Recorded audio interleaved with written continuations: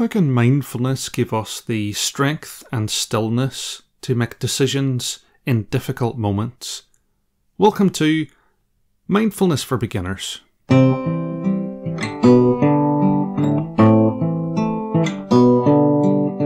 my friend, my fellow traveller, I hope you're happy, I hope you're peaceful. It's your old pal Sean, and yesterday we had the podcast meetup for those who entered the competition. We had a lot of fun, we had a guided meditation, and we had a Q&A, and thanks to James, his question inspired today's episode, and we'll be doing another one in April, so why not enter this month's competition? Like Anuraj, it could be you that wins it. Just email 5 people that you know a link to Mindfulness for Gamers, my new podcast, and send me an email telling me what mindfulness-related prize you would like. You'll need to be quick, as there's only a few days left. Only a couple of entries so far, so you've got a great chance of winning. On the 15th of January 2009, US Airways Flight 1549 was getting ready to take off from LaGuardia Airport in New York. The Airbus A320 was taxiing on the runway, getting ready to fly to Charlotte, North Carolina, and there was nothing to indicate that this might be anything other than an everyday flight. The weather was good, there was light winds, broken cloud, and as the flight accelerated down the runway and took off, Captain Chesley Sullenberger, or Sully as he's known to his friends, turned to his co-pilot and said, "What a view of the Hudson today." Seconds later, a flock of Canadian geese hit the plane and both engines shut down. Realising what had happened, Sully's training kicked in. He ran the procedure for restarting the engines, sent out a mayday, and went through the options for landing in his head. The only one that worked was landing the plane on the River Hudson, unthinkable, almost impossible. Gliding down to the water in his expert hands, the plane bounced, then skimmed along to a stop. How could someone land a plane on fire with no engines on a river? Sully himself explains. One way of looking at this might be that for 42 years I've been making small, regular deposits in this bank of experience, education and training, and on January 15th the balance was sufficient so that I could make a very large withdrawal. Sully was noted by many people for his calmness during the crisis. The mayor of New York called him Captain Cool. This shy person suddenly became a global celebrity and had his experience turned into an excellent Tom Hanks movie. Although pretty much any Tom Hanks movie is an excellent Tom Hanks movie, he did make us cry for a volleyball. Wilson! Why is this story important? I've often said in a podcast that mindfulness is a training, it's a discipline.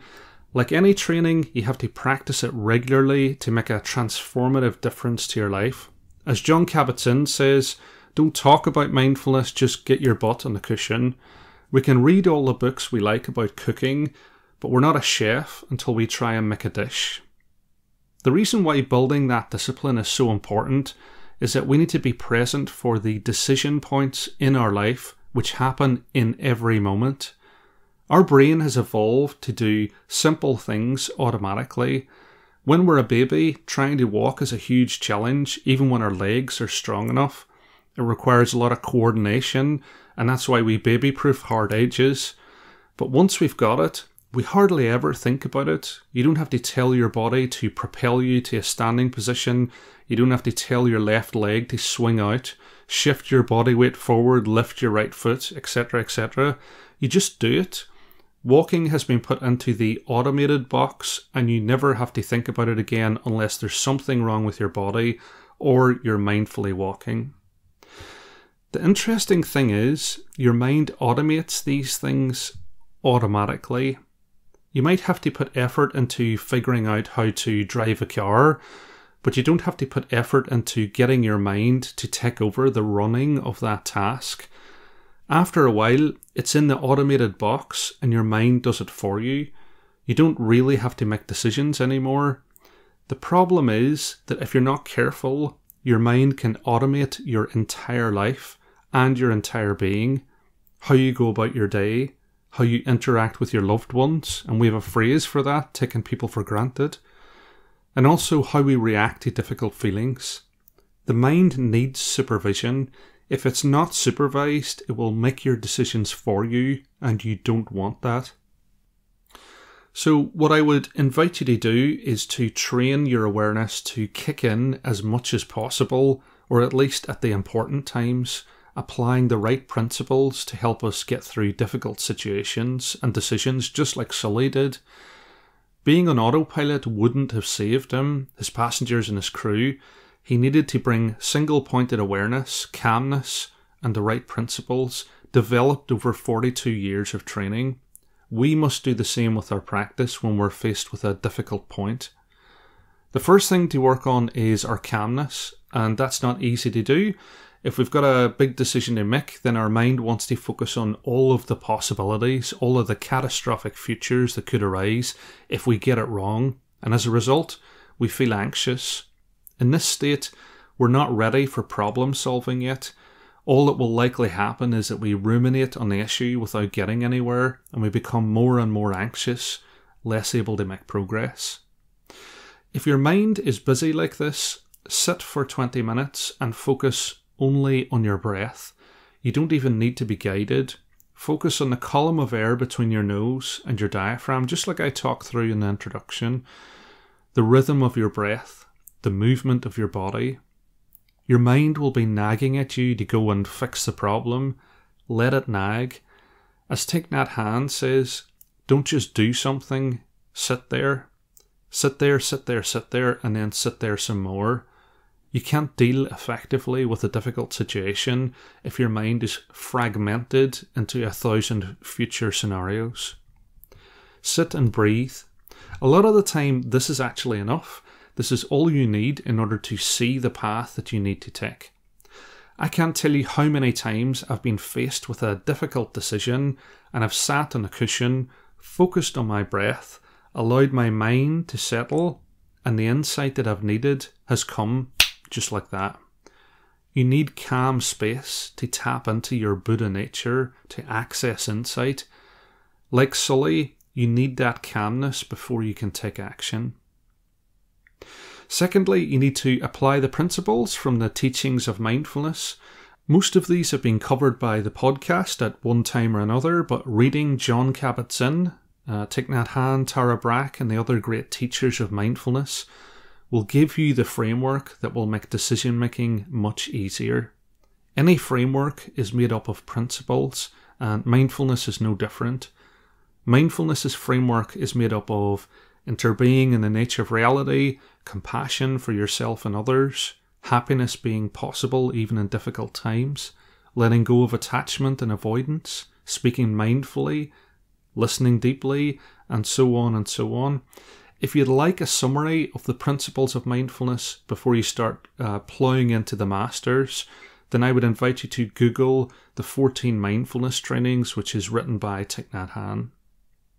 Finally, we need to surround ourselves with people who support our practice and share our goals for leading a happier, more wholesome life. I've talked before in the podcast of the importance of practicing with other people, and it makes a massive difference. Meditating with other people is an important experience for your spiritual development. You can learn a lot by attending a Sangha. Plum Village has one near you probably. But more than this, it's a safe place for us to share what's going on with our lives and our practice. I'd encourage you to Google Dharma sharing and find out about the power of having a supportive group of friends to help you through a difficult situation. The eagle-eared and more experienced practitioners among you might have spotted that what I've outlined is what's called in Buddhism the three jewels: Buddha, Dharma, and Sangha. They're the foundational triforce of your practice and genuinely will help you whenever you have a difficult decision to make. But I would urge you to trust yourself, trust your compassionate nature, try not to get attached to a particular outcome, let things unfold in their own time, and whichever path you choose, I can promise you that you will be okay. So let's sit together for a few minutes with a guided meditation, which will hopefully help you to unravel any difficult decisions you have to make. I'm going to start with 3 sounds of the bell and the usual settling in introduction.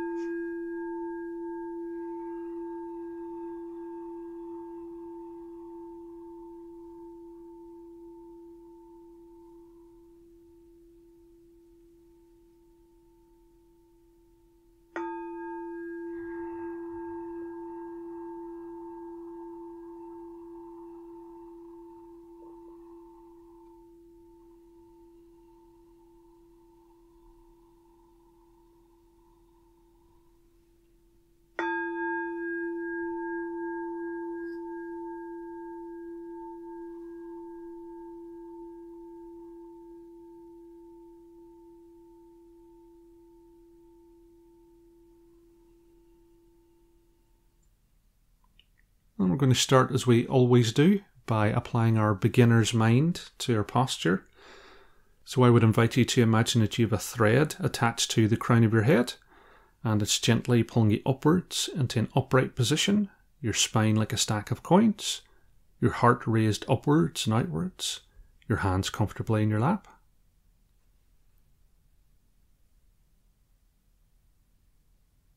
And just allowing a gentle smile to emerge on your face as we take a moment to enjoy the stability of our posture.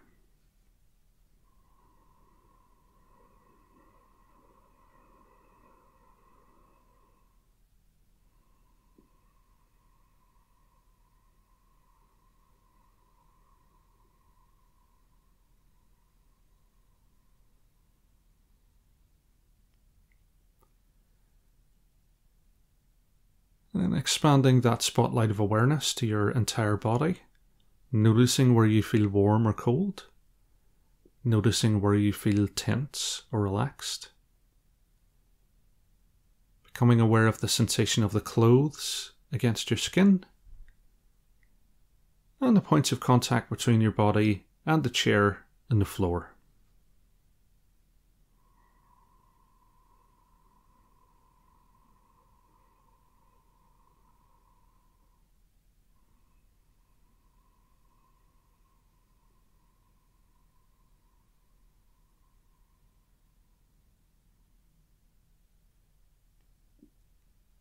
Then shifting that spotlight of awareness to your thoughts and feelings. And as we go through the guided meditation, just noticing each thought as it arises, and that might be an anxious thought about tomorrow. Could be a happy thought about today, or a regretful thought about yesterday. Just sitting with each thought for a moment, allowing it to leave. And then gently, without judgment, bringing your attention back to your breath.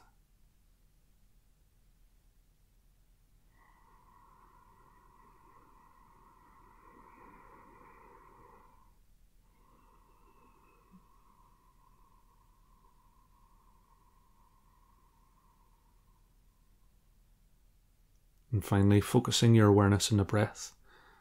Noticing that column of air between your nose and your diaphragm.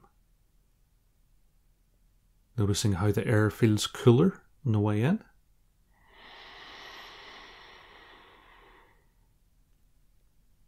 Warmer on the way out.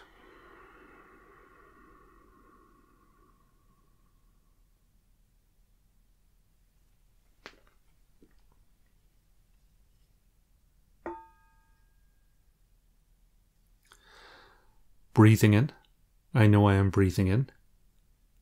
Breathing out, I know I am breathing out. In, out.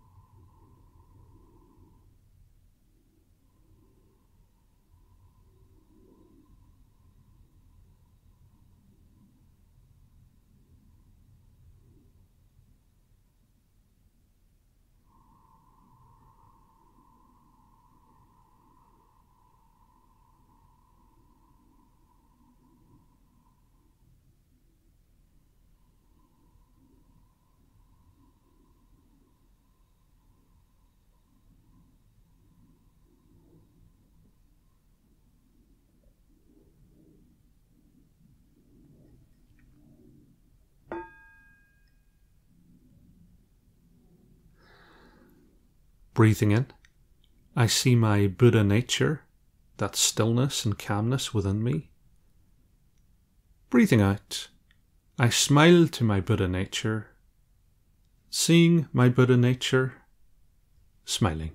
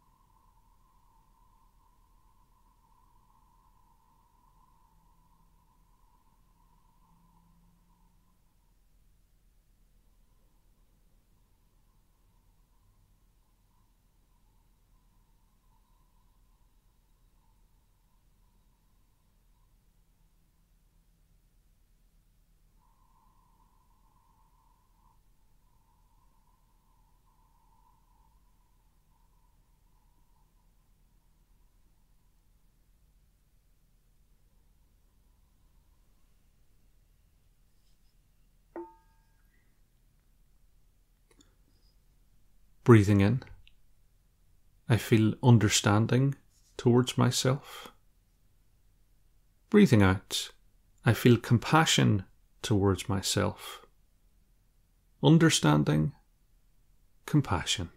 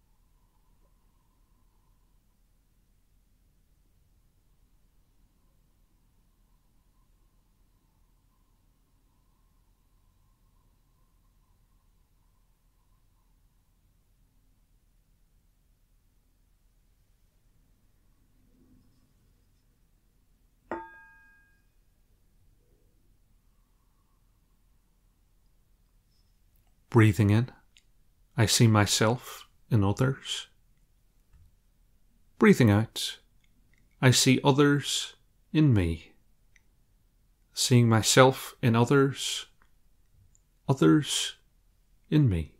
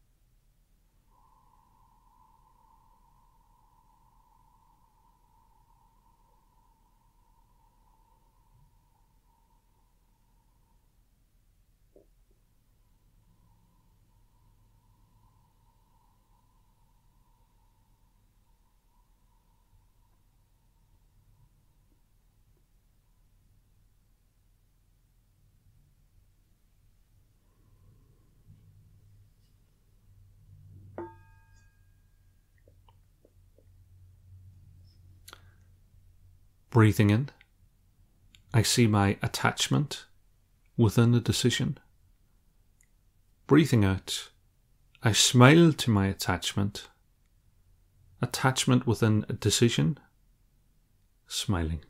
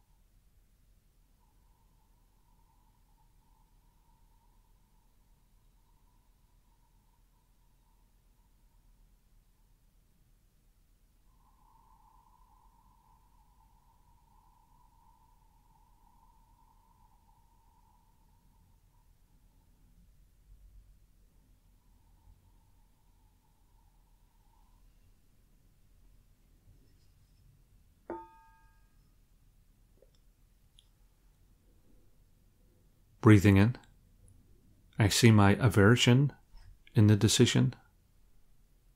Breathing out, I smile to my aversion. Seeing aversion in the decision, smiling.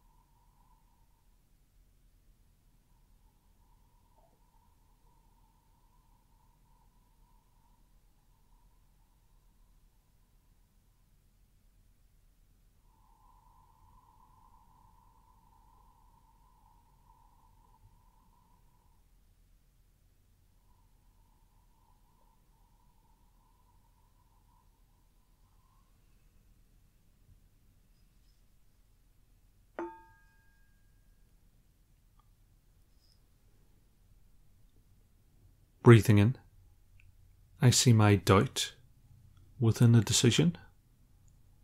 Breathing out, I smile to my doubt. Seeing doubt within a decision, smiling.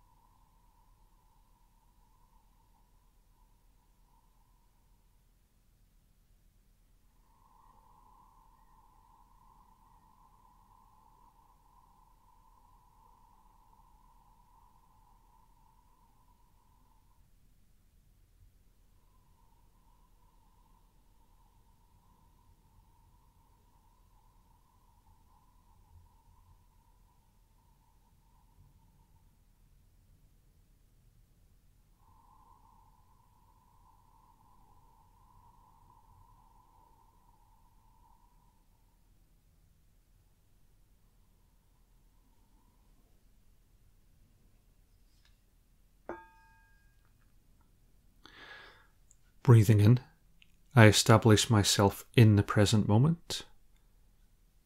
Breathing out, I realize it is a wonderful moment. Present moment, wonderful moment.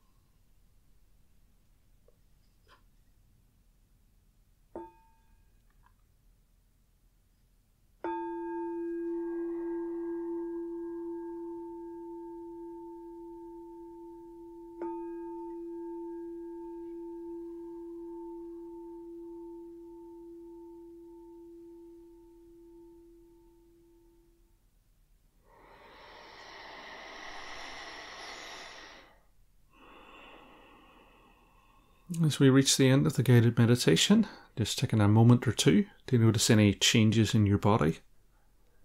Noticing any areas of relaxation, any areas of discomfort or tension. And do feel free to stretch those or move your body.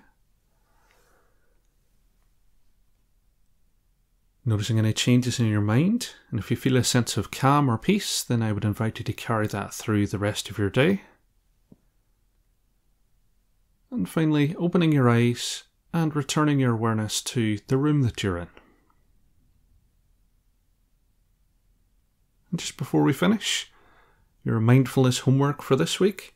So first of all, to work on your stillness, your calmness. So practice every day with a guided meditation or simply focus on your breath. See if you can notice all of the decisions or choices that you experience this week. Rather than going through them in an automated way, going on autopilot. See if you can have a go at applying the principles of mindfulness to your decision making. So have a read through the 14 mindfulness trainings and see if they apply to any situations that you come across this week. And don't forget to enter this month's competition. If you do, then you've got a good chance of winning, but at the very least you'll also get to join the podcast meetup next month. And may you be happy, may you be peaceful, and may you see yourself through the eyes of understanding and compassion. Slán will ya, and I'll see you next time. Well, I've been afraid of changing, 'cause I